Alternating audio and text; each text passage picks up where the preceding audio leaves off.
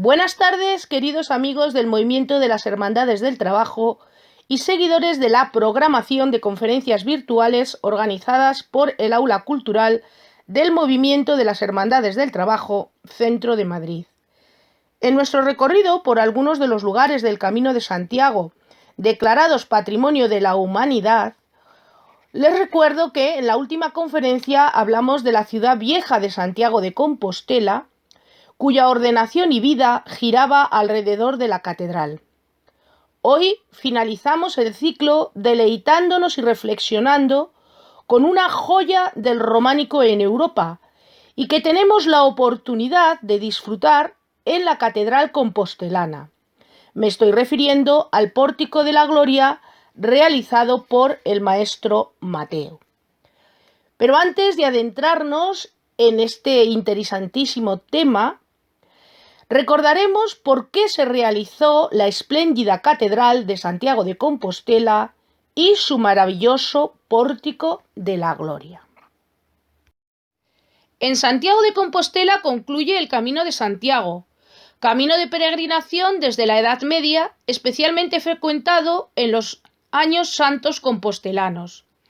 Es tradición entrar a abrazar la estatua del santo que se encuentra en el interior de la catedral, para dar así por concluida la peregrinación. Según la tradición, Santiago el Mayor inició la evangelización de Hispania desembarcando junto a su perro en Iria Flavia, actual Padrón, en la costa gallega. Tras fundar 2 iglesias, se marchó a Zaragoza, donde sentaría las bases de otro templo, el Pilar. Después regresó a Jerusalén, donde tras sufrir mucho fue degollado por Herodes Agripa el 25 de mayo del año 42. El Papa León XIII, en el año 1884, en la encíclica Deus Omnipotens, recoge que sus discípulos Atanasio y Teodoro recogieron el cuerpo de Santiago y llegaron a España con él, y no sin dificultades pudieron enterrarlo en una pequeña colina. La tumba del santo permaneció oculta durante casi 8 siglos, hasta que en el año 814 un asceta llamado Pelagio observó unos extraños juegos de luces en la oscuridad de la noche. El lugar fue bautizado como Campus Stellae, es decir, campo de estrellas, y de ahí viene el nombre de Compostela. Este lugar no puede ser otro que el lugar de enterramiento del apóstol. El rey asturiano, Alfonso II el Casto, anunció el hallazgo al emperador Carlomagno, a la vez que mandó erigir una capilla para venerar los restos de Santiago.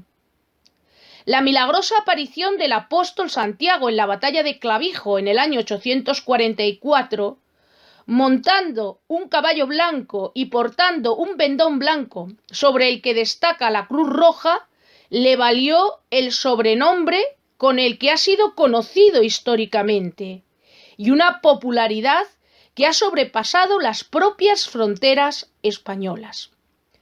Como consecuencia, la peregrinación a Santiago de Compostela se convirtió a lo largo de los siglos XI al XIV en uno de los grandes hitos de la cristiandad, el mayor fenómeno religioso de la Edad Media, junto con las cruzadas, y cuyos ecos todavía se escuchan en nuestros días.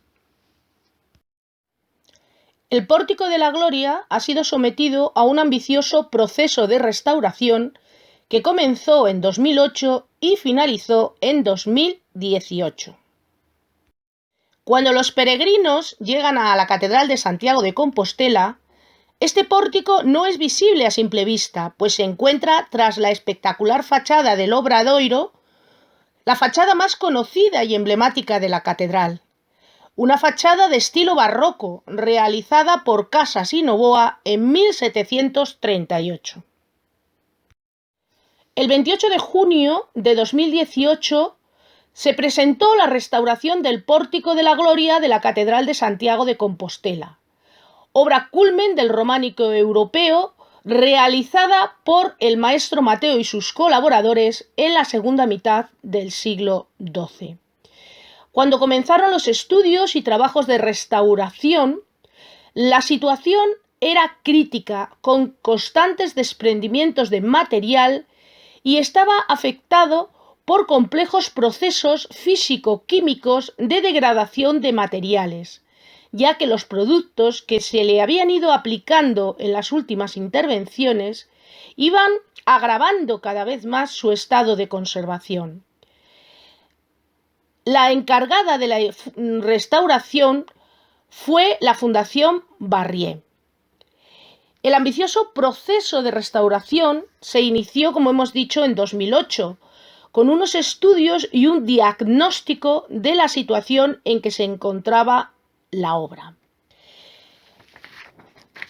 A lo largo de su historia, el pórtico fue intervenido en 3 ocasiones. La primera se corresponde con el momento de la creación del pórtico, es decir, la de la Edad Media. La segunda tuvo lugar en el siglo XVI, coincidiendo con las primeras modificaciones de la portada exterior y un momento de importantes obras en el templo. Y la tercera intervención se produjo en el siglo XVII, que es la que se encontraba visible cuando se iniciaron los trabajos de restauración.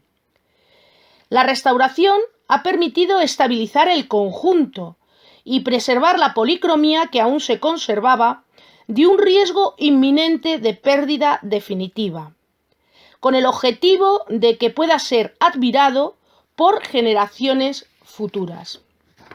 El Pórtico de la Gloria destaca por su riqueza de formas y de mensajes. El maestro Mateo completó la construcción de la catedral por su cierre occidental, salvando el desnivel del terreno con la construcción de una innovadora cripta sobre la que se sitúa el Pórtico de la Gloria. Originalmente, el pórtico se abría por una fachada exterior que continuaba el programa iconográfico del conjunto y que fue modificada en el siglo XVI para colocar unas puertas que cerrasen el templo, que hasta entonces estaba abierto permanentemente. Pero ¿quién era este maestro Mateo? La primera noticia que tenemos del maestro Mateo la encontramos en el documento fechado el 23 de febrero de 1168, por el cual el rey Fernando II de León le concedía una pensión vitalicia al entonces desconocido maestro. Dice así este documento: conviene a la Regia Majestad atender mejor a aquellos que le son conocidos por mostrar obediencia fielmente, y especialmente a aquellos que son notorios por dedicar sus servicios a los santuarios y lugares de Dios. Por estas cosas, yo, Fernando, rey de las Españas, por amor de Dios, por quien reinan los reyes, y por la reverencia de Santiago, piísimo patrón nuestro, como pensión le doy y concedo a ti, maestro Mateo, que posees la primacía y el magisterio de la obra del citado apóstol, cada año la percepción de 2 marcos a la semana sobre mi mitad de moneda de Santiago, y que lo que falte una semana sea suplido en la otra, de manera que esta percepción te represente 100 morabotinos anuales. Esta pensión, este don, te doy durante toda tu vida, para que siempre la tengas, y para la obra de Santiago, y sea mejor para tu persona, y aquellos que vieran, velen y se dediquen con afición a la citada obra. Fernando II de León, a 23 de febrero del año 1168. Excepto esta referencia, apenas se tienen datos de su formación anterior y de su vida anterior, pero todo parece indicar que ya tiene una dilatada carrera a lo largo del Camino de Santiago cuando llega a Compostela, sobre todo en el denominado Camino francés. En el Pórtico de la Gloria, el maestro Mateo desarrolló un complejo programa iconográfico de contenido apocalíptico y salvífico, centrado en la visión de la Jerusalén celeste, completando la historia de la salvación del hombre iniciada en las portadas laterales de la catedral románica. El mensaje se inicia en la cripta del pórtico, donde se representa el mundo terrenal que necesita de los astros para iluminarse, que están representados en las claves de las bóvedas, al contrario que la Nueva Jerusalén, cuya luz es el Cordero, en la clave de la tribuna. La fuente de inspiración fundamental para esta obra es el Apocalipsis de San Juan, en concreto el capítulo 4, los versículos 2 al 11, además de los libros proféticos de Isaías, Daniel, Ezequiel y Esdras. El fragmento del Apocalipsis que inspira esta obra dice lo siguiente: de pronto caí en éxtasis y vi un trono colocado en el cielo y alguien sentado en el trono. El que estaba sentado tenía un aspecto resplandeciente como de jaspe o de sardonio, y un halo parecido a la esmeralda rodeaba el trono. Alrededor del trono había otros 24 tronos, en los que estaban sentados 24 ancianos vestidos de blanco y con coronas de oro en la cabeza. Relámpagos y truenos retumbantes salían del trono. 7 lámparas de fuego, que son los 7 espíritus de Dios, ardían en presencia del trono, y delante había también un mar transparente como de cristal. En medio del trono y a su alrededor había 4 seres vivientes llenos de ojos por delante y por detrás. El primero era como un león, el segundo como un toro, el tercero tenía el rostro semejante al de un hombre, y el cuarto se parecía a un águila en vuelo. Cada uno de los seres vivientes tenía 6 alas y estaban llenas de ojos por fuera y por dentro. Y día y noche proclamaban sin cesar: Santo, Santo, Santo, Señor Dios Todopoderoso, el que era, el que es, el que está a punto de llegar. Y cada vez que los seres vivientes dan gloria, honor y acción de gracias al que está sentado en el trono y vive por siempre, los 24 ancianos se postran ante el que está sentado en el trono, adoran al que vive para siempre y arrojan sus coronas a los pies del trono diciendo: Digno eres, Señor y Dios nuestro, de recibir la gloria, el honor y el poder. Tú has creado todas las cosas. En tu designio existían y según él fueron creadas. El pórtico se asienta directamente sobre una serie de animales, reales y fantásticos, procedentes del bestiario medieval, cada uno de ellos con su propio significado. Serían los símbolos del mal oprimidos por la gloria de Dios. Los arcos laterales, como ven, carecen de tímpanos y, tienen también un mensaje que complementa el mensaje del arco central con su tímpano y toda su compleja iconografía que veremos posteriormente. El pórtico de la Gloria está realizado en granito del cercano Monte Pedroso y mármol escaso que se encuentra solo en algunas de las columnas y pilares y en la cabeza del apóstol San Andrés. Era originario de Estremoz, Portugal, y de Onincio, en Lugo. Pertenece este pórtico al estilo del románico tardío. El arco central, que es el más grande de los 3 que constituyen el pórtico, es el único que tiene tímpano, como hemos dicho, y la luz del vano está dividida en 2 partes por un mainel o parteluz en el que se encuentra la figura del apóstol Santiago, tal y como podemos ver en esta imagen. Horizontalmente se distinguen 3 registros: el inferior, que corresponde a las basas de las columnas y que, como ya hemos mencionado, está decorado con animales fantásticos; el registro medio, que está formado por columnas con estatuas adosadas de apóstoles y profetas; y el registro superior, en el que se sitúa el arco que corona la puerta.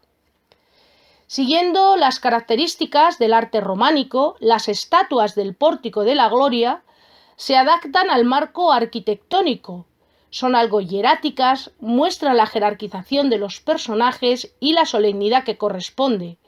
Están policromadas y son fieles a la narración bíblica, aunque anuncian algunas de las novedades del gótico, como el movimiento de los personajes, la relación entre ellos, el detallismo y el naturalismo de los rostros, que tendremos oportunidad de ver en algún detalle más adelante. Representa la paruxía, o segunda venida de Cristo a la tierra para juzgar a los hombres. Leyendo iconográficamente la portada central, de abajo a arriba, sobre la figura de Adán se alza una columna de mármol.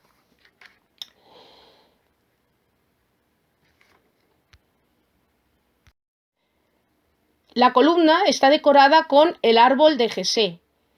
En él destaca la figura de María, a la que no tocan las ramas como a los demás personajes, interpretándose como el pecado del que ella quedó libre. De hecho, en la imagen están viendo la figura de Jesé tumbado y cómo de él brota ese árbol con sus ramas. En esta imagen tienen un detalle de la figura del rey David. La genealogía humana de Jesús culmina con la divina, que ocupa el capitel que remata la columna, en el que está representada la Trinidad de tipo paternitas. El Padre presenta al Hijo. En este maravilloso detalle que he podido encontrar de este capitel de la columna, vemos esa representación frontal de Dios Padre presentando a su Hijo, y por encima, con las alas desplegadas, vemos la representación del Espíritu Santo en forma de paloma. Por encima de este capitel está la figura sedente del apóstol Santiago, vestido de peregrino, portando en su mano derecha un pergamino con un texto que parece que era «Me envió el Señor», mientras la mano izquierda la apoya sobre un báculo en forma de tau. En esta visión frontal de la figura del apóstol Santiago podemos ver los detalles que acabamos de comentar y cómo su cabeza está orlada por una aura de bronce con cabujones de vidrio, que es postiza. Sobre ella, en el capitel de la columna, están representadas las tentaciones de Cristo. Este tema no es casual, ya que Cristo es el nuevo Adán. En la parte posterior del partelud, es decir, en el lado que mira al altar, se encuentra el santo de croques, tradicionalmente identificado con el maestro Mateo, autor del conjunto.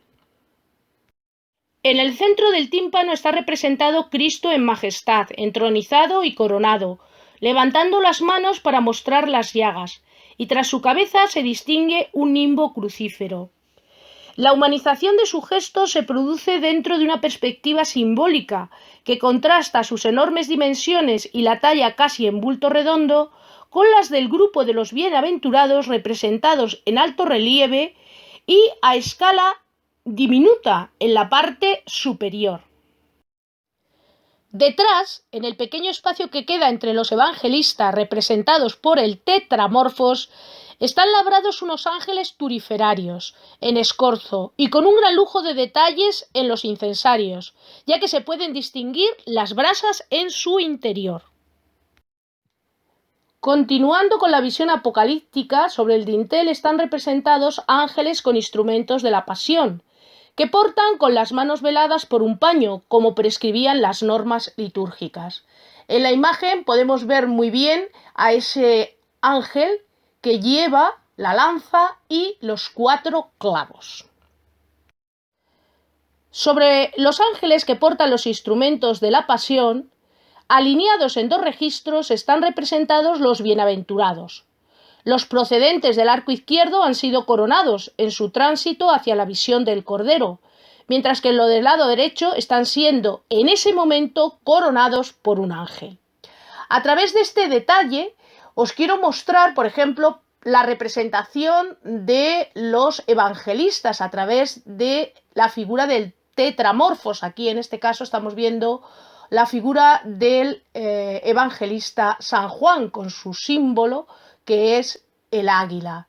Pero sobre todo quiero que se fijen en el detalle de estos bienaventurados, cómo los personajes están gesticulando, cómo se presentan con un cierto grado de individualización, cómo intenta representar la idea del espacio y que podamos ver a todos los personajes intercambiando unos con otros, de manera que podemos verlos todos y darnos esa sensación de multitud. Y en cuanto a la talla, quiero que también se fijen en cómo están representados con esa talla de alto relieve, en el que las figuras sobresalen bastante del fondo de ese muro pétreo, pero sin salir del todo, como sucedía, por ejemplo, con la cabeza de Cristo en Majestad, que estaba totalmente exenta. Por eso decíamos que la representación de Cristo en Majestad era una representación de bulto redondo, casi en su totalidad, mientras que en este caso hablamos de una talla en alto relieve. ¿Por qué? Porque todavía podemos apreciar esa unión clarísima con lo que sería la superficie pétrea de la que sobresalen estos personajes. En este detalle podemos observar el rostro, el bellísimo rostro del evangelista y apóstol Juan, y me va a permitir hablarles del estilo del maestro Mateo, que es un estilo que está fuertemente influido por el arte francés y que le lleva a plasmar la vida a través de unas formas naturales, bien proporcionadas, con movimiento, sin olvidar el estudio anatómico, que se percibe a través de los paños. En esta búsqueda del naturalismo por parte del maestro Mateo, sus figuras transmiten con sus gestos y semblantes sus estados de ánimo. El conjunto se completa con las figuras esculpidas en las arquivoltas de los 24 ancianos.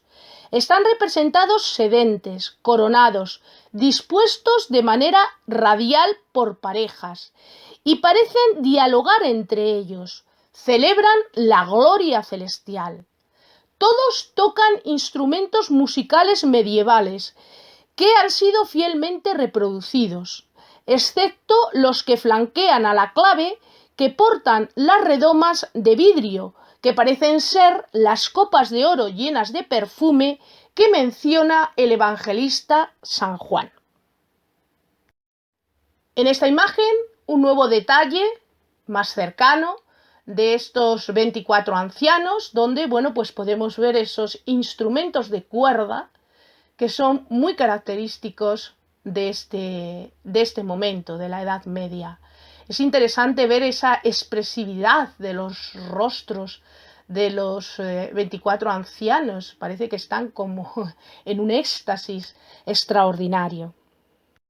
Les voy a mostrar a continuación algunos detalles. En este caso estamos viendo la representación de los profetas en una de las jambas de ese pórtico central del Pórtico de la Gloria de la Catedral de Santiago de Compostela, donde vemos, bueno, pues cómo los restauradores han recuperado en la medida de lo posible ese color que desde luego no es tan rico ni brillante como debió de ser en su momento, pero que nos permite hacernos una idea de cómo debía de ser este pórtico y el impacto que debía de causar en los peregrinos cuando llegaban ante él. Como dicen los restauradores,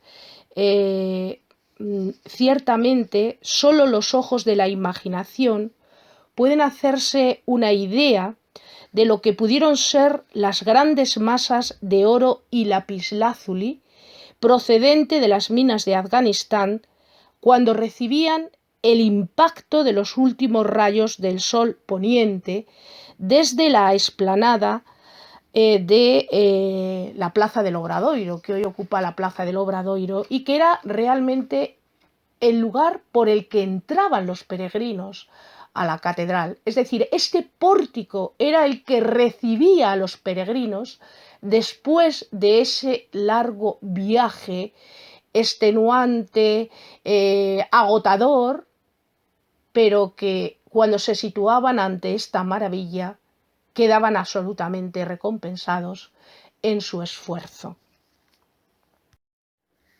Este detalle nos permite acercarnos a esa variedad de rostros, de expresiones, a ese naturalismo en la representación de las telas. Fíjense cómo caen esas telas, cómo esas telas nos permiten intuir esa estructura anatómica, esos volúmenes. Es un paso más hacia ese naturalismo.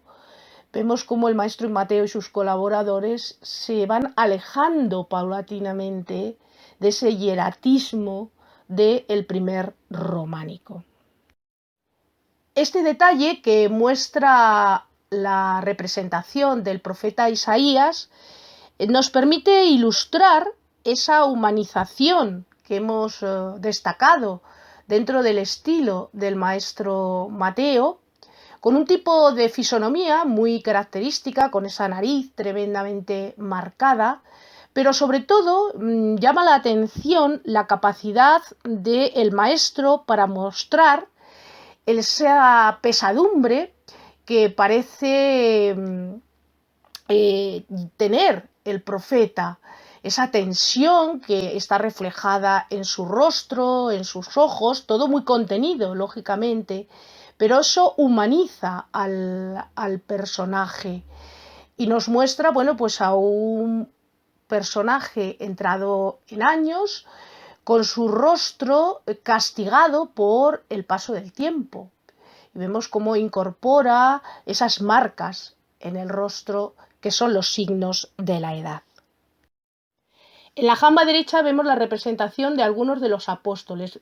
Podemos identificar a San Pedro con las llaves, a San Pablo con el libro abierto en referencia a sus cartas, a Santiago con el báculo y a Juan con el libro. En concreto, la figura de Santiago se vuelve hacia la figura de Juan y parece dialogar con él. Estas figuras tremendamente individualizadas por sus rasgos y expresiones hacen que se muestren ante nosotros con un alto grado de humanidad. Tanto estas figuras como las de los profetas que hemos mencionado anteriormente se muestran con una gran corporeidad, lejos de esa frontalidad que era característica del primer románico e incluso de la frontalidad que vimos en el Pantocrátor o Cristo en Majestad. No solamente se relacionan entre ellas, sino que además introducen al espectador en su propio ámbito. La portada lateral izquierda representa la anástasis, el descenso al limbo, Cristo con Adán y Eva, Noé, Moisés, Abraham. En las jambas vemos representados a algunos profetas del Antiguo Testamento. En la imagen solo podemos ver a uno de los profetas en la parte izquierda de la representación. En la portada lateral derecha se describe el juicio final. En la escena del juicio final, Cristo y el arcángel San Miguel indican a los fieles que a su derecha se situarán los elegidos y a su izquierda los condenados. En las jambas aparecen representaciones de algunos de los apóstoles. El maestro Mateo, consciente del valor del proyecto que estaba realizando, dejó constancia en los dinteles del pórtico de que él había dirigido las obras. En una inscripción latina que podemos ver en los dinteles del pórtico, traducida dice lo siguiente: en el año de la encarnación del Señor de 1188, la era 1126, en el día de las calendas de abril, Los dinteles de los pórticos principales de la iglesia del Bienaventurado Santiago fueron colocados por el maestro Mateo, que dirigió la obra desde los cimientos de los mismos portales. El pórtico de la gloria tiene una función didáctica, la de enseñar los mensajes de la Iglesia, promoviendo la piedad y mostrando las vías de la salvación. También se interpreta como una antesala de entrada a la Jerusalén celestial, en la que el apóstol Santiago da la bienvenida a los peregrinos e intercede por ellos. En resumen, siguiendo este recorrido visual por la fachada, el fiel pasa del ámbito terrenal al ámbito celestial. Si están interesados en las actividades que realiza el Movimiento de Hermandades del Trabajo Centro de Madrid, pueden seguirnos a través de las redes sociales, no solo en YouTube, sino también en Facebook, Twitter e Instagram. Hasta pronto, amigos y seguidores del Aula Cultural de Hermandades del Trabajo Centro de Madrid, y a todos aquellos que sin pertenecer al movimiento han querido quedarse con nosotros. Muchas gracias por habernos acompañado en esta apasionante aventura.